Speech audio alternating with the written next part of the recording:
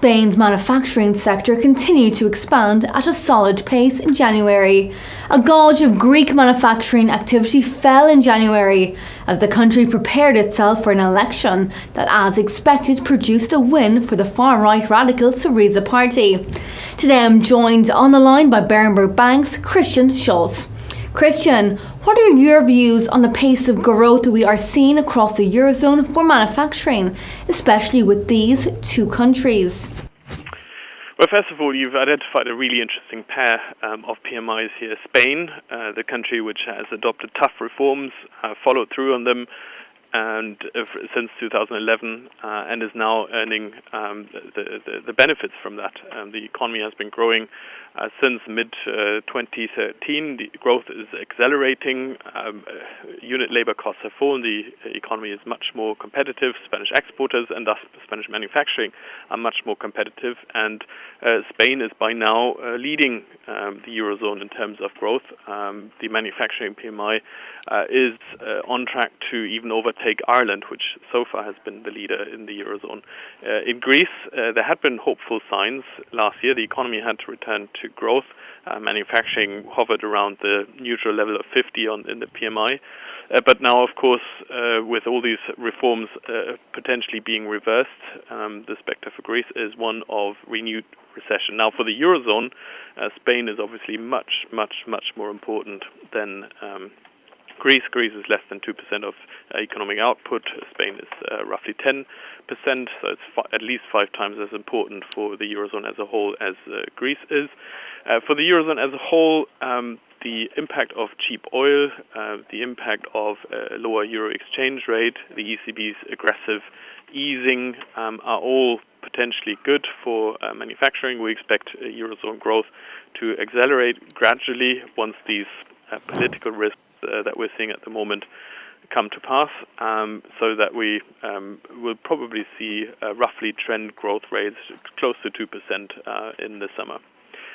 This week, we of course have plenty of important Eurozone data out, especially when it comes to industrial production, industrial orders in Germany. Remember, if we look at the PMIs this morning, that Germany was one of the few countries where the PMI actually fell in January. So we'll be very closely watching what the hard data for Germany will tell us later this week. Christian, moving over to the US. The US dollar traded mixed on Friday after weaker than anticipated US fourth quarter GDP, which included the fastest pace of consumer spending since 2006 and left intact market expectations of long-term greenback gains. So Christian, what are you expecting to see in the US this week? Well, we've got non-farm payrolls, of course, in the U.S. this week. The labor market is one of the key drivers of the U.S. economy. On top of that, of course, cheap oil, which helps consumers enormously. It boosts their real spending power. For the Fed, which is what we're watching, which is going to be the big topic this year, when they're going to raise rates, the key important point is, of course, if wage growth kicks in as well. And so far, we haven't really had many signs of that.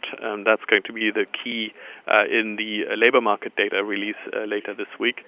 And that kind of underlines the overall U.S. story. The overall U.S. story is one where households have adjusted their balance sheets since the Lehman crisis. Banks are in better shape. Manufacturers are in better shape. So the private sector is set for another strong year of growth in 2015. The government is not really doing anything to thwart that, hopefully. So we're expecting a bit more than 3% growth in the U.S., driven by a strong labor market and thus consumption. And Christian, before I let you go, what major data or economic events will you be closely watching this week across the globe? I think it's less about data this week. It's all about events. It's all about, in particular, what's going on between Greece and its European partners. There are several meetings in Paris and elsewhere in London where Greek ministers and Mr. Tsipras are going to explain their policies to the European partners. whatever comes out of these and the press conferences after these meetings is likely to be a major market driver, and that's what we'll be watching most closely, much more than any economic data this week. Christian, as always, a real pleasure. Thank you very much. Well, viewers, do stay tuned as we have plenty more heading your way on Dúchascopy TV today. See you very soon.